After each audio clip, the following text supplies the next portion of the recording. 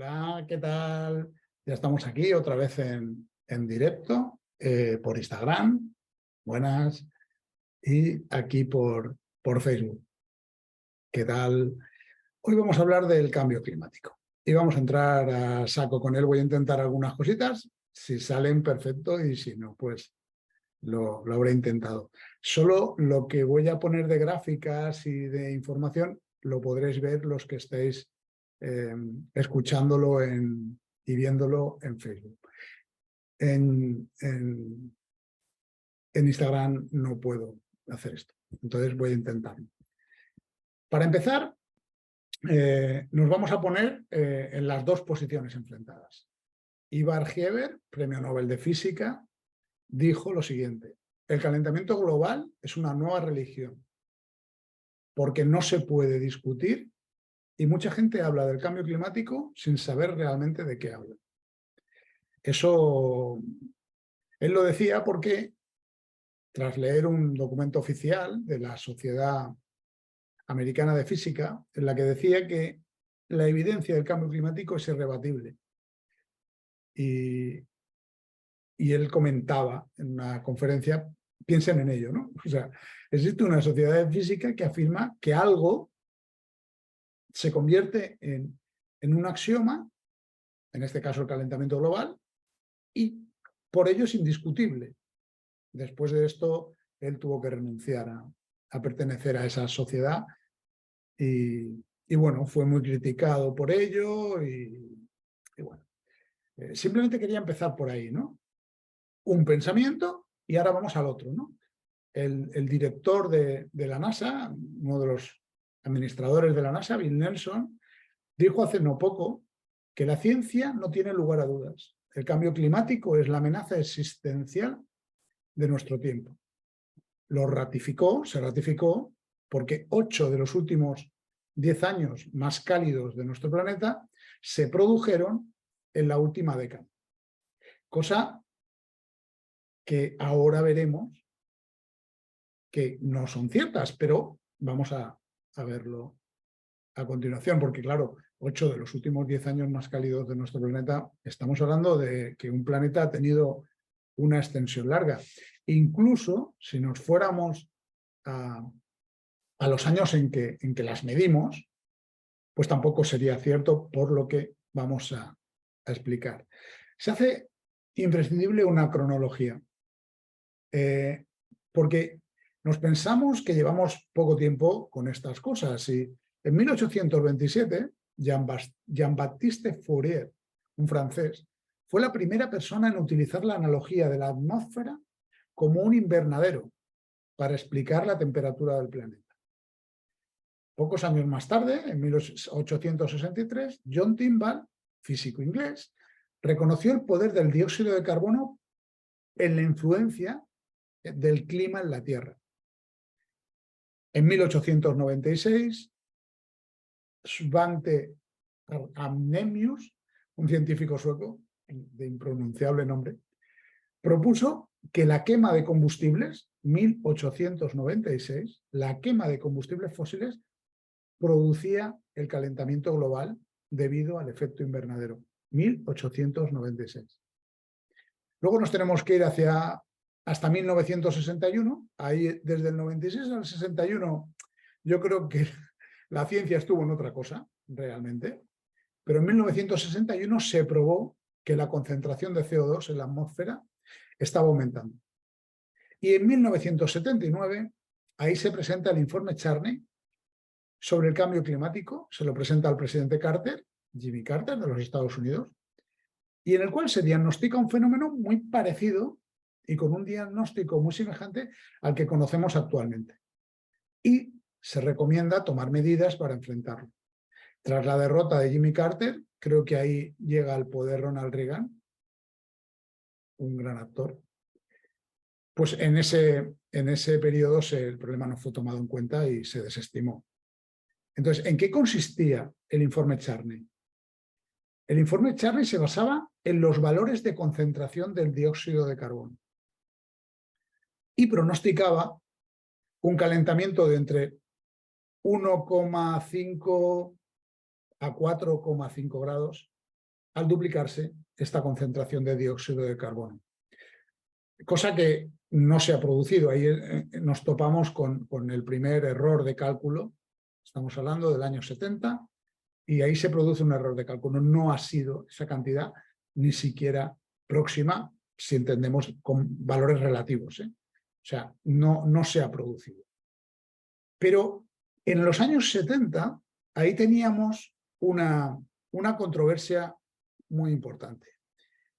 Y esa controversia venía dada porque habían científicos, y aquí estoy tratando de compartiros algo, aquí se puede ver, habían científicos como John Sainer, ya en el año 72, publicó un artículo en la revista Nature, aquí sale, cuando lo recuerdan, creo que fue en 2007, pone la fecha por ahí, en 2007 recuerdan ese artículo, y en el artículo él habla que se pronostica un calentamiento de entre 0,6 grados para finales de siglo. Ahí él sí que estuvo acertado. Hay que reconocerlo, que con las mediciones que tenemos, sí que Sainer se acercó a esa medición. Pero ¿por qué digo que había una controversia? Porque en los años 70, mientras Sainer y una ciencia decía que se podía alcanzar ese calentamiento, ¿vale? Dejamos de compartir esto y os voy a compartir el famoso informe Kissinger. Lo tengo por aquí. Bueno, lo tenía en la misma pantalla, ¿vale? Porque es un PDF. Y simplemente tenía que cambiar de pestañita. Muy bien, pues aquí tenemos el informe Kissinger de 1974 y aquí, en esta parte, vemos que lo que dice es, los cambios climáticos no están bien entendidos, pero se ha establecido que existe una tendencia al enfriamiento persistente desde 1940.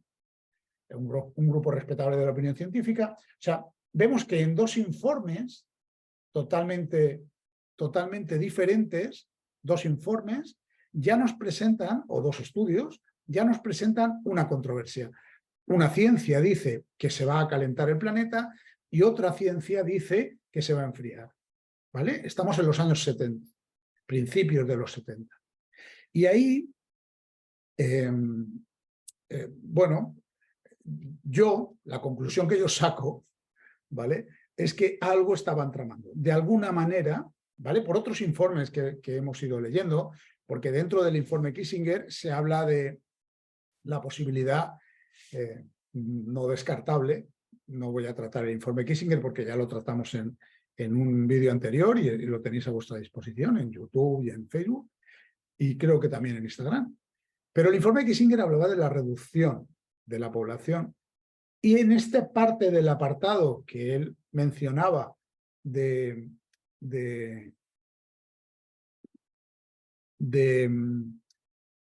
cambio climático y del enfriamiento, de lo que hablaba principalmente era de la posible hambruna que pudiera venir y lo que podría ayudar eso pues para la reducción de la población. O sea, hay que tener claro desde qué punto esta gente está enfocando esas perspectivas o ese enfoque, ¿no? Con lo cual, si ya la ciencia estaba discrepando en el 70 sobre si lo que veníamos era íbamos hacia un enfriamiento o íbamos hacia un calentamiento, lógicamente uno de los dos, por los datos que tenemos, parece que ha acertado, aunque ahora veremos por qué, cómo se sale de esa controversia o discusión científica.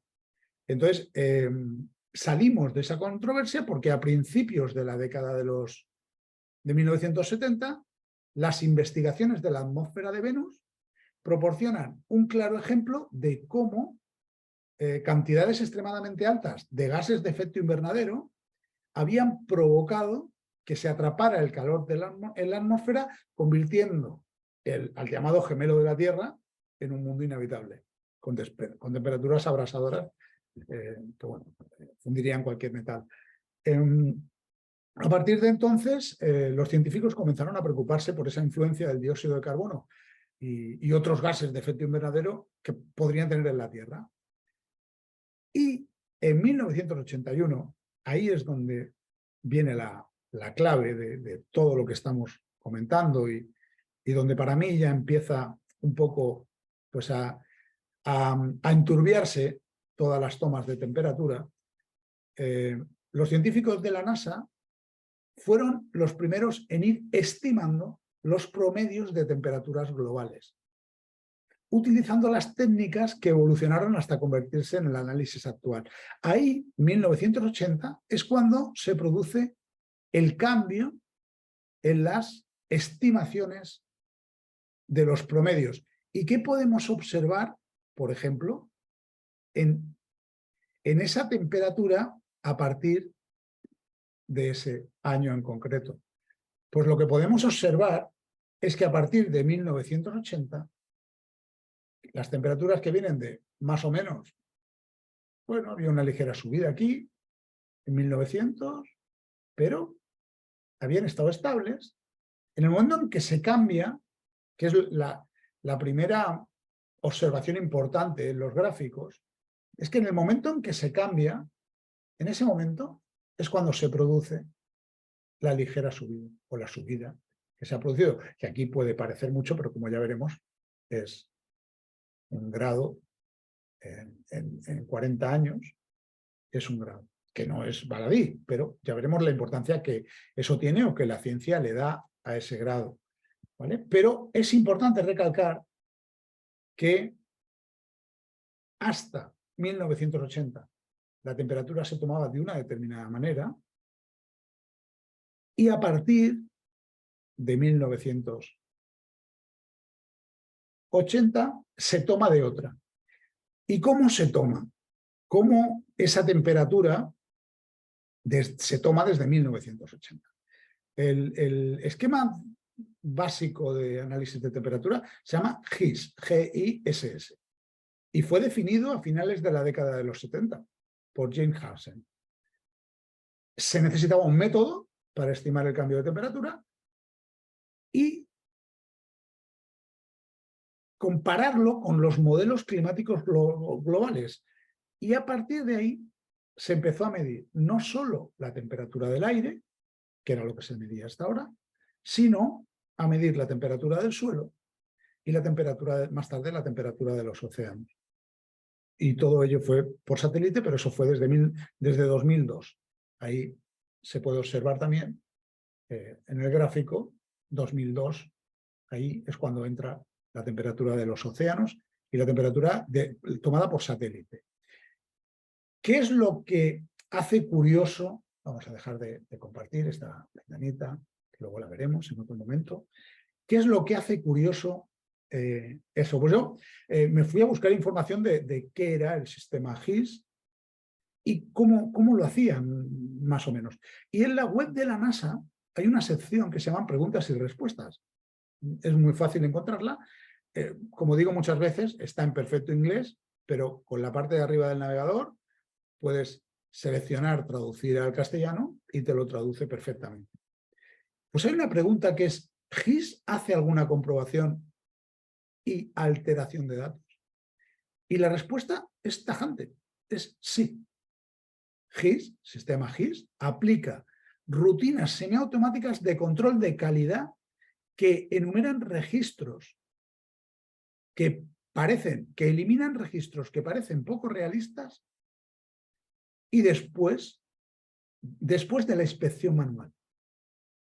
Esos datos se conservan o se rechazan. Y a partir de ahí, el sistema GISS hace un ajuste para hacer frente a los posibles daños que puedan haber asociados, si algún aparato que mide mal o cualquier historia. Pero de momento ya aplica rutinas y gestiona de manera que elimina lo que él considera que le sobra, ¿vale? Después de la inspección manual. ¿Y qué tan precisos son los resultados del GISS? Pues ellos mismos reconocen que los resultados del GISS son meras estimaciones basadas en los datos disponibles. Por lo tanto, es importante determinar la incertidumbre de los resultados. Ojo lo que te está diciendo, porque nos estamos basando en eso para todo lo que estamos montando con el cambio climático. Entonces, y aquí es donde viene lo que yo hablo, ¿no? ¿Cómo cambiaron el análisis GIS y sus fuentes con el tiempo? Aquí es donde ellos reconocen que desde 1980 no se ha cambiado significativamente, ¿vale? Y entonces, ellos reconocen que desde ahí el proceso de toma de datos reconoce que tiene unos algoritmos, porque te lo reconoce en las preguntas y respuestas, reconoce que tiene unas estimaciones y reconoce que el procedimiento utilizado está desde 1980 y no se ha cambiado significativamente. Luego tenemos el que entra a partir del año 2002, que es el sistema utilizado AIRS, que es el conjunto de instrumentos, es la sonda de infrarrojos que está en el instrumento satelital que se llama Aqua de la NASA y que está pues, dando vueltas alrededor del planeta y va midiendo la radiación infrarroja de la atmósfera. Y convierte estas mediciones en cantidades de temperatura, humedad, nubosidad, ¿vale? Y bueno, pues eso está en marcha desde 2002. Entonces, cambiamos la forma de medir. Hemos incluido otras temperaturas, hemos cambiado el sistema de medición. Algunos dirán, ¿será ahora más exacto? Sí, pero ¿estamos siendo conscientes de que un sistema algorítmico está desechando parámetros y está cogiendo otros? Eso como primer análisis, así, a bote pronto, simplemente. ¿Eh? ¿Y somos conscientes de que eso puede llegar a ser manipulable? ¿Os imagináis unas elecciones presidenciales donde el sistema dijera que elimina ciertos votantes o ciertos votos que llegan de determinadas zonas porque les considere irrelevantes? Imagino que cuando miramos sistemas de medición y sacamos porcentajes y sacamos proporciones, pues si quitas el de arriba y quitas el de abajo, pero ¿sabemos lo que elimina verdaderamente el sistema? ¿O lo dejamos en manos de los programadores del sistema? Es como si en unas elecciones generales solo nos guiáramos por los datos que nos llegan de un sistema informático. Sí, se han contado los votos, sí, se han levantado actas, sí, pero luego no tienes papeletas para comprobar si lo que ese sistema informático luego te ha devuelto es lo correcto o no. ¿Imaginan que hubiera una democracia que se basara en eso? Pues un poco esto es parecido. Y bueno, la pregunta ha sido retórica, porque nuestra democracia se basa en eso. Pero esto es un poco parecido también, ¿vale? O sea, ¿qué desechamos? ¿Qué cogemos? Nos tenemos que fiar de que el científico de turno no apoye una cantinela o la contraria, o no quiera hacer una cosa o la contraria, simplemente, en base al dinero que reciba, por ejemplo, porque luego ya lo veremos, ¿no? Y vamos a ir avanzando porque es importante. Quiero poneros esta captura porque es importante, es una captura de pantalla, y en ella podemos observar, ¿vale? Podemos observarlo por aquí, que los resultados, independientemente de cómo se mida y de qué mida y de cómo lo haga, los resultados indican, esto es página oficial de la NASA, ¿eh? con el traductor seleccionado, perfecto. Los resultados indican un calentamiento global de alrededor de 0,5, entre 0,5 y 0,7 grados en el siglo pasado. No indican que el calentamiento, como vimos en la gráfica anterior, se produce a raíz del cambio de medición. Simplemente que la temperatura media se elevó en 1980 y 81. Bueno, el nivel más alto creo que lo tuvimos en el 98, que también se ve ahí un pico en la gráfica anterior. Pero quería que vierais la página de la NASA oficial. Ellos han cambiado la medición, ha subido entre 0,5 y 0,7 en el último, que fueron los últimos 20 años. ¿Vale? Eso es lo que ha subido la temperatura. Y ante eso, es ante lo que nos estamos preocupando. Ante esa subida de 0,5 y 0,7. Ahora dejamos de compartir y continuamos. Lo que no dice esa noticia es lo que comentábamos, ¿no? Que entre 1980 hasta el 2000 coincide con lo que explicamos antes de los cambios en la manera de controlar el clima, la temperatura. Ahora vamos a hacer una cosa, porque ¿qué tipos de gases son los gases de efecto invernadero? Pues ahí voy a intentar, esto lo voy a intentar compartir, pero realmente no sé si lo vais a ver porque es muy pequeño. Pero ahí se puede apreciar que el nitrógeno tiene un 78% aproximadamente, el oxígeno un 20,95%, y que entre esos gases suponen pues, prácticamente el 99%. Y luego todos los otros gases, argón, dióxido de carbono, el dióxido de carbono, el CO2, famoso CO2, es el 0,035. A veces no somos, voy a quitarla porque no sé si se ve bien, porque es muy pequeñita. A veces no somos conscientes de qué importancia puede tener eso, porque a lo mejor sí que la tiene, pero quiero compartir a ver si esta otra se ve mejor. Esta otra yo creo que se ve mejor. Ahí veis lo que es la composición de la atmósfera y realmente el 0,3. Y luego en esa imagen se puede apreciar también, si somos capaces de verlo, voy a intentar a ver si consigo señalarlo, que aquí, en esta parte de aquí, os habla del 3,225%, que es lo que el hombre incide sobre ese 0,035% que es el CO2. O sea, el 96,7% de ese CO2 que se emite a la atmósfera es provocado y producido por el propio planeta, como bien vamos a ver a continuación. Eso es importante porque a veces cuando hablamos de cambio climático, el negar que el clima está cambiando es absurdo, como veremos a continuación. Aquí lo importante es entender si la responsabilidad de ese cambio es del humano o el planeta tiene un sistema de autorregulación que le hace funcionar así.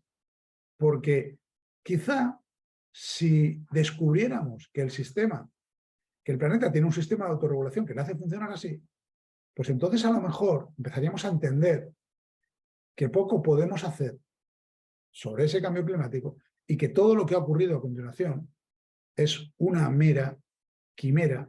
Bueno, y continuaremos. Ahora, dicho esto, queda claro el 0,04% por redondear de la atmósfera es CO2 y de esos 0,04% solo el 3,22% lo hace el humano, lo provocamos nosotros. Entonces, ante esa afirmación que dice la ciencia, que no nos la estamos inventando, continuamos de ese 0,32 o 3, de ese 3,22% de CO2 que el humano entrega o participa en esa emisión de CO2, ¿qué sectores serán los que verdaderamente están provocando esa subida? Pues aquí lo vamos a ver en este gráfico a modo de dibujitos. Aquí lo tenemos a modo de dibujitos. Podemos ver el metano provocado por los primeros grandes damnificados, la ganadería, las vacas, la carne de vaca. Vemos la industria, este gran porcentaje del pastel, y luego los coches con este porcentaje, que van a ser los siguientes. Con la ganadería, no me quiero extender mucho aquí, pero con la ganadería ya están haciendo leyes para que haya que sacrificar ganado vacuno porque ese 17% hay que reducirlo. Y ya nos están proponiendo, y lo estamos viendo, que hay que comer carne sintética porque fabricar carne está haciendo que emitamos demasiado. Sin darnos cuenta de que esa carne sintética tiene patente, tiene dueño y es un negocio. No quiere decir que la carne de vaca no lo sea. Quiere decir que vamos a cambiar el negocio de manos. Y sería interesante saber quién es el propietario de las patentes de esa carne sintética que nos van a vender para eliminar ese sistema de... Perdonar en Instagram porque ahora hemos vuelto porque me ha entrado una llamada por el teléfono y se ha parado un momento. Entonces, la carne de vaca, como vemos, es un los coches, que ahí es donde yo también quiero incidir, pero vamos a ir a otro gráfico que a mí me gusta, que es para verlo con detalle, por sectores. Este gráfico es espectacular porque nos muestra muy bien cómo por sectores podemos observar cómo aquí tenemos el transporte, ¿veis? Aquí ya sube hasta el 16%, porque antes metía coches, ¿vale? Aquí ya mete transporte por carretera, mete coches y más cosas, y mete los aviones, fijaros que poquito, ¿eh? Cómo se van a reducir poco los aviones, bueno, ya en algún sitio ya están atacando por ahí. Y fijaros en la agricultura, porque la agricultura y la ganadería van a ser dos sectores a los que les van a meter mucha caña, pero es un tema económico, no es un tema de otra cosa. Si a la larga lo que están intentando provocar ciertamente es hambruna, pues la ganadería y la agricultura es un buen sector para provocar miedo, para provocar hambruna, para cambiar el modelo de negocio, para llevarlo hacia otro lado. Y luego el transporte. ¿Y por qué incido en el transporte? Precisamente esta semana, y voy a dejarlo para pasar a otra, para compartir otra lámina. Esta semana se ha puesto muy de moda, porque me imagino, yo la prensa no leo mucho, leo la que me interesa, pero la convencional no. Se habrá puesto, y estarán hablando mucho de que ya han salido las ciudades premiadas con ciudades de 15 minutos en España, Europa. Hay ciudades como en España van a ser Alcoy, Almería, bueno, lo podéis leer, Benidorm, Castelldefels, Castellón de la Plana, que yo lo tengo cerquita, Collado Villalba, Granada, Ibiza, Las Rozas, Madrid, Las Rozas de Madrid, Molina de Segura, Sant Cugat del Vallès y Zaragoza. Bueno, esas ciudades han sido afortunadas en el sorteo de ser consideradas ciudades de 15 minutos y van a ser las abanderadas de ese nuevo método que nos quieren implantar para atajar el sector del transporte. Todo lo que hemos hablado de emisiones CO2, ganadería lo atajan por un lado, agricultura lo atajan por otro, la agricultura la están atajando de la siguiente manera, o sea, quieren que un agricultor en España y en Holanda y en Francia cierre su agricultura, cierre sus parcelas agrícolas y están subvencionando a Marruecos para que lo haga desde allí. O sea, bueno, estamos en ello, ¿eh? Y la ganadería lo están haciendo con la carne sintética. Quieren meter los grillos, los escarabajos, bueno, toda esa serie de cosas que ya han ido ellos introduciendo en la alimentación y en los procesos de toda la alimentación procesada, ¿no? Están incluyendo ahí una serie de cosas que no están viendo si verdaderamente nos hacen bien o mal, ¿eh? No tiene nada que ver con eso. Tiene que ver con el cambio de modelo de negocio, nada más. Y ese cambio de modelo de negocio a ellos les favorece. Entonces, como bien podéis ver en esta lámina, pues ya hay unas afortunadas ciudades de 15 minutos donde te van a vender pues, las bondades de tener todo cerca, de vivir cerca, de no salir hacia afuera, de estar en tu zona de confort. Bueno, ¿y cómo te lo van a ir vendiendo? Porque eso es lo importante. Pues mira, una noticia que también ha salido hace poco y que para que veáis que no me la invento, pues os la voy a compartir. A ver si encuentro aquí. Os la voy a compartir para que veáis que no me lo invento. Y la noticia es esta. Aquí la tenéis.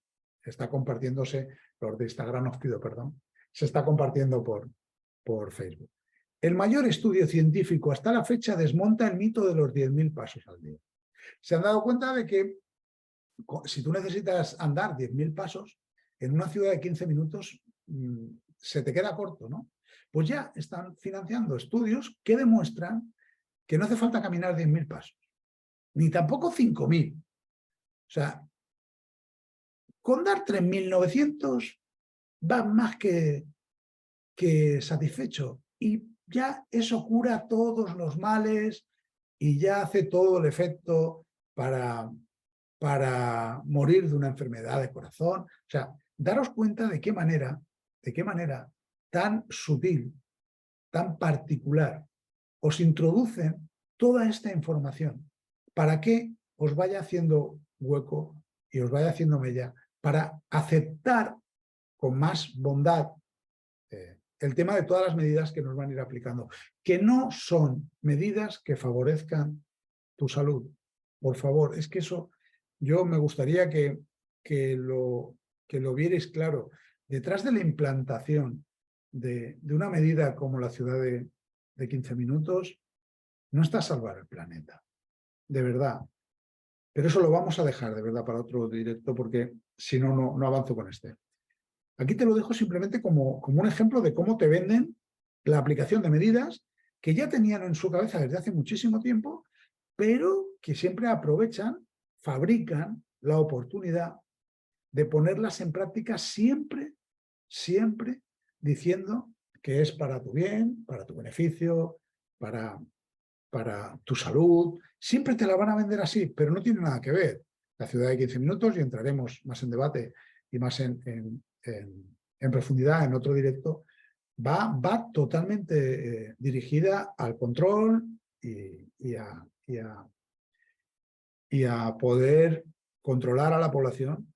Y yo creo que también a que tú no puedas tener una salud buena. Y bueno, pues se estén produciendo como se están produciendo un aumento de muertes que se daría por otro directo, porque son datos también oficiales, un aumento de muertes mensuales que ya no sé ni por dónde ronda, no sé si por los 3.000, 4.000 muertos mensuales en España, que no tienen ninguna justificación y que no saben cuál es, o dicen no saber cuál es la causa que lo provoca. Y todo eso desde 2021, desde que el COVID fue remitiendo. Ahí hay una serie de muertes que no saben a qué se debe. Pero bueno, dejémoslo ahí porque tenemos que tener claros ciertas cosas y es importante. Pero bueno, avancemos. Y esas variaciones en la composición de la atmósfera, como hemos visto, determinados sectores, un 0,035% de la atmósfera es CO2 y de ese 0,035%, el 3,22%, lo provoca el hombre. Pero eso, ¿por qué lo sabemos? O si la Tierra fabrica el 97% del CO2 que hay en la atmósfera, pues habrá informes, habrá información de eso, claro que sí. Esas variaciones, en ese estudio de las variaciones de la atmósfera y la presencia del CO2, incluso de la incidencia que eso tiene en el aumento de la temperatura, se consiguen mediante el taladramiento del hielo en la Antártida. El hielo guarda muchísima información del momento en el que se congela, de lo que había en la atmósfera, incluso de la temperatura que estaba el planeta en el momento de su congelación. Las muestras tienen que ser de hielo taladrados en la Antártida porque se ve que se ha descubierto que si es en el otro polo no funciona porque está más contaminado. Yo ahí simplemente os doy la información, no he profundizado más sobre ello. Había un documental que creo que era de 2012. Yo lo vi en fragmentos en YouTube y la verdad es que no lo he encontrado porque os hubiera dicho cómo conseguirlo. No lo he encontrado. Me he pasado 2 días buscándolo y no lo he encontrado. Pero hay un documental, 2012-2014, que muestra cómo se taladró eso, cómo se tomaban las mediciones, cómo se tomaban las muestras y cómo se... Yo os puedo compartir aquí una imagen que, bueno, más o menos rescata pues cómo se hacen o cómo se consiguen taladrar, ahí la tenéis, cómo se hacen esas muestras, esas perforaciones y luego cómo se analizan ya, no, porque verdaderamente no he conseguido ese documental y me da mucha rabia. Si alguno que lo escuche lo tiene a disposición, pues yo me encantaría que me lo dijera y lo pondríamos por aquí en algún enlace o como se pudiera poner. Lo que sí que quiero compartiros es la gran gráfica, que para mí es pues, una de las más importantes y que desmonta en buena medida todo el tema del cambio climático provocado por el hombre. Ahí veis, en esa gráfica, podéis observar la línea roja, la gráfica roja es el CO2, la gráfica negra son los isótopos que indican temperatura. Y la parte de abajo, aquí donde pone 800.000, 600.000, 400.000, 200.000, son millones de años o miles de años, años antes del presente. O sea, 600.000 años, 800.000 años, 400.000 años antes del presente. Y os dais cuenta como el incremento del CO2 en la atmósfera hace 800.000 años y provocó un incremento en la temperatura. Y hace 600.000, y veis que eso, la Tierra, el propio planeta, va pues, con esas emisiones, va como regulando la temperatura del mismo planeta. Me imagino que la temperatura aquí, no sé en qué grados está, igual está en grados Kelvin, no lo sé.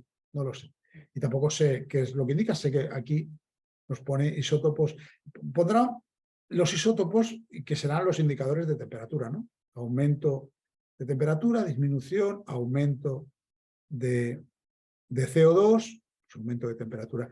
Aquí veis que coincide y aquí coincide también. Entonces, eso se ha sacado por las muestras extraídas de esas barras de hielo perforado en la Antártida.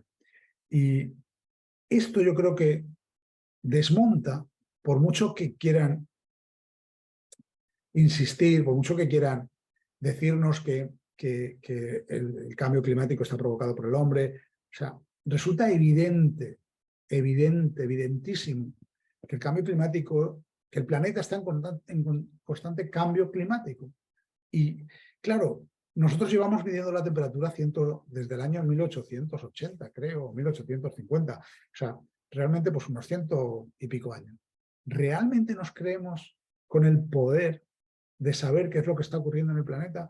Si nosotros podemos incidir en eso o no, ¿de verdad nos creemos que podemos? ¿O este enfoque va mucho más allá de esto que nosotros nos creemos? Yo creo que ese solape de esas dos gráficas, yo creo que es lo más relevante de todos los estudios que hay. Luego, a partir de ahí, pues alguien te podrá vender que ese 3,22% de incidencia humana en el 0,35% de la atmósfera terrestre, pues provoca esta subida. Pero con esa gráfica, con esos valores que se están mostrando, yo creo que no da lugar a duda, no cabe duda que está ahí esa evidencia, ¿no? Y cuando, entonces, un poco para ir avanzando, cuando se podía hablar de estas cosas sin que te señalaran con el dedo, Patrick Moore, que fue expresidente de Greenpeace, hizo unas declaraciones que fueron brutales. La verdad es que creo que las hizo... Espera, tengo la captura y en la captura yo creo que está aquí. En la captura yo creo que está la fecha. Ahí tenéis la captura, no sé si se verá bien, porque como al final la captura es pequeñica, pero aquí era en 2019. O sea, cuando se podía hablar, Patrick Moore, el presidente de Greenpeace, dijo lo siguiente: el calentamiento global es la mayor estafa de la historia. ¿Por qué? Y fíjate, estrictamente es una campaña de miedo llevada a cabo por científicos corruptos. Eso lo dijo este tipo, Patrick Moore, el presidente de Greenpeace, hace 2019, antes del gran colapso y de la gran otra estafa que hubo. Pues daros cuenta, cuando se podía hablar de estas cosas, había gente que era tan valiente y decía esto. ¿Y por qué un tipo como Patrick Moore puede llegar a hablar de que el calentamiento global es la mayor estafa? Pues fijaros y daros cuenta que en 2006 se publicó un informe que se llamó el informe Stern, y fue la primera vez que se le encarga un informe sobre el cambio climático a un economista. No fue a un científico físico, no fue a un biólogo, fue a un economista. Y este informe fue un tal Stern, tampoco lo conozco mucho, pero este informe, lo interesante, y tiene 700 páginas, yo no me las he leído todas, me he leído resúmenes y me he ido a contrastar que esos resúmenes estaban incluidos en esas páginas y en ese informe, pero no me he leído los 700 folios, ni mucho menos. Pero en ese informe, lo relevante es que concluye con que se va a necesitar una inversión del 1% del PIB mundial, eso en 2006, para mitigar los efectos del cambio climático. Ya estamos enfocando el dinero. Ya no es solo salvar el planeta. Aquí ya estamos poniéndole precio. Eso ya hace goloso el tema. Y aparte, acordaros de la fecha 2006, acordaros que hasta 2006 ya había gente con estas movidas, pero estaba Al Gore por ahí dando conferencias, Al Gore se lleva el Oscar con su documental, pero verdaderamente no seducía mucho. Pero es que este tipo llega a decir que si no se toma una decisión rápida e importante en los próximos 5 años, ojo, esto podría, si no se hace esa inversión, esto podría acabar en una recesión que podría alcanzar el 20% del PIB global.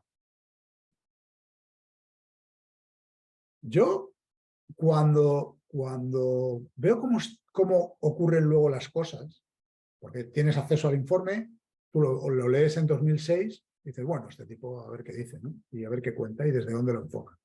Cuando va pasando el tiempo y vas viendo que, pues mira, a raíz de la inyección económica que está haciendo la Unión Europea para lo que llama el plan económico se me ha ido de la cabeza el nombre. Bueno, esta inyección económica, los fondos Next Generation, ¿vale? Que va mucho para cambiar el modelo productivo, eliminar emisiones de CO2, y que toca temas tan ridículos como que si tú tienes un comercio y lo cierras, pues igual hasta te llevas un dinero porque dejas de emitir CO2 porque tu comercio cierra. Fijaros qué ridiculez, ¿no? Pues eso está ocurriendo con algunos sectores no productivos y dedicados al dinero. Está ocurriendo con ellos, que están cerrando oficinas y acogiéndose a subvenciones de Fondo Next Generation para eliminar el CO2. O sea, algo tan ridículo como eso está ocurriendo. Entonces, cuando vemos el dinero, cuando ya alguien en un informe en 2006 le pone cantidades, pues a partir de ahí, los que se quieren adueñar de esas cantidades, porque ven un negocio, a partir de ahí toda esa gente empieza a echar sus cálculos y empieza a hacer sus cuentas y quiere su pedazo del pastel. Y estamos hablando de algo muy serio, porque como bien dice Patrick Moore, el calentamiento global es la mayor estafa de la historia. Porque ¿os imagináis cómo quedaremos como sociedad cuando dentro de X años se estudie esta época y se analice cómo determinadas personas nos quitaron el dinero a los ciudadanos porque nos creímos que estábamos provocando un calentamiento global, cuando ya teníamos datos que el calentamiento, el cambio climático es constante y continuo y que lo provoca la Tierra con sus emisiones de CO2 y de agentes de efecto invernadero? Porque no olvidemos una cosa, y es muy importante, con estas emisiones de efecto invernadero que se producen en la atmósfera, que tapan y que impiden que el calor se vaya y aumenta la temperatura del planeta, las plantas, los árboles, crecen más. Eso no te lo dicen tampoco. Ese efecto invernadero provoca que la naturaleza crece más. Pero nos creemos tan importantes en este planeta que pensamos que como somos nosotros, pues a lo mejor es que la Tierra quiere hacer aquí una limpia y la hará, aunque nosotros reduzcamos las emisiones de CO2 que provocan las vacas, o aunque nos metamos en ciudades de 15 minutos y salgamos a andar 3.900 pasos solo, porque 10.000 ya son muchos, y solo con 3.900 ya el corazón ya va bien. Pues a lo mejor no van por ahí los tiros, pero eso ya nos corresponde a nosotros analizarlo. Yo no me ha gustado, no me gusta, porque aquí hubiera sido muy fácil para esta parte final haber elegido y haber traído pues la hemeroteca, ¿no? Y ver cómo algunos científicos, algunos que daban conferencias, algunas personas que vivían de esto durante hace, pues eso, 2000, 2005, 2006, 2010. Mucha gente de esa fue de agorera diciendo que en 2020 los polos estarían ya sin hielo, y no se ha producido. Y yo, al final,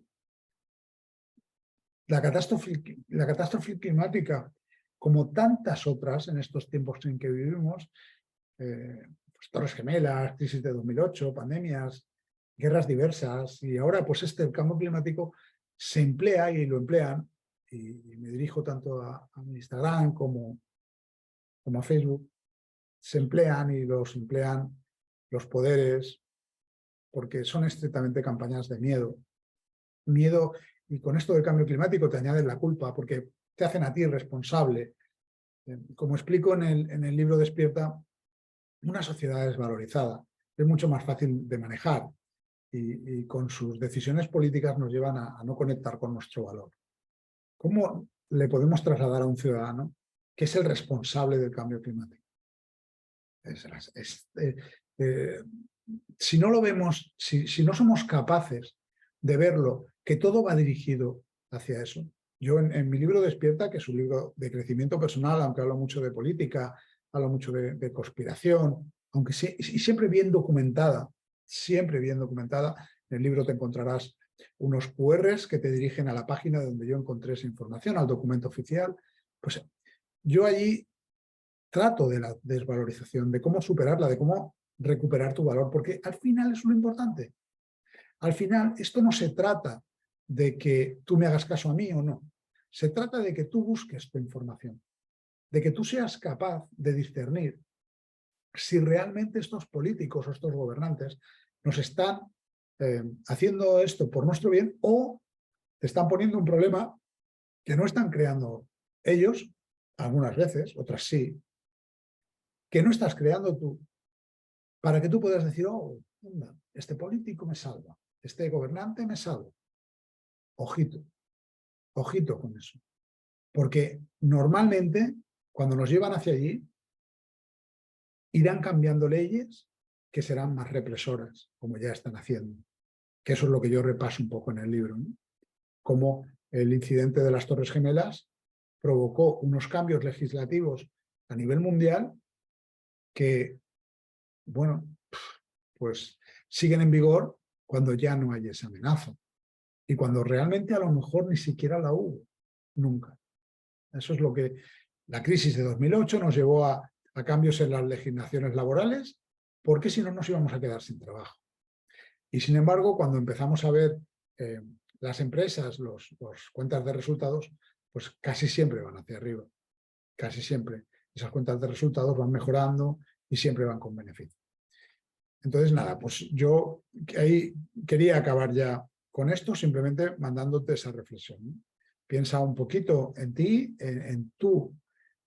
con tu nivel de conciencia y no te dejes tanto guiar por el enfoque que puedan dar medios de comunicación o que pueda dar otro tipo de medios que están muy dirigidos, que tienen otro interés, que no velan por tu interés, velan por el suyo y seguramente está todo pues, demasiado dirigido como para que nos dejen un poco ese libre albedrío, ¿no? Las ciudades de 15 minutos ya están. Cuando se hablaba de esto al principio de la pandemia, la gente nos llamaba conspiranoicos, ya están. Cuando se habla de que van a llegar otras guerras y van a llegar otras situaciones que nos van a meter más miedo, que esto del COVID ha sido una situación circunstancial, pues la gente nos llama conspiranoicos. Bueno, ya irán llegando y lo iremos viendo, pero no porque seamos adivinos, simplemente porque observamos la naturaleza de las sociedades de otro lugar. Yo me gustaría que te vinieras a ese lugar porque lo verías diferente.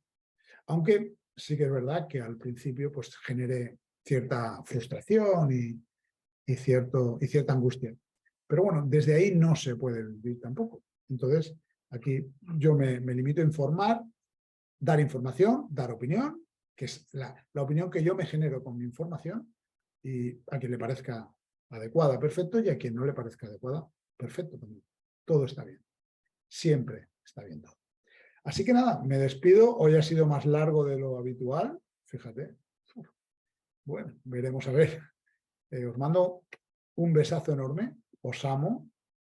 Y bueno, el próximo directo que voy a hacer va a ser de crecimiento personal y va a ir dedicado a una frase que leí hace unos días de una gran persona y bueno, una persona especial. Y en ese directo os enseñaré una foto que tengo con esa persona, que estamos dándonos un abrazo. Quizá quien me conozca ya sabe de quién estoy hablando. Bueno, un besazo enorme, muchísimas gracias por llegar hasta aquí. Espero no haberos aburrido, espero que hayan salido bien lo que he intentado compartir. Ahora lo veré yo, porque yo cuando lo compartía no lo veía, entonces no sé cómo ha salido. Muchísimas gracias y nos vemos en el próximo directo.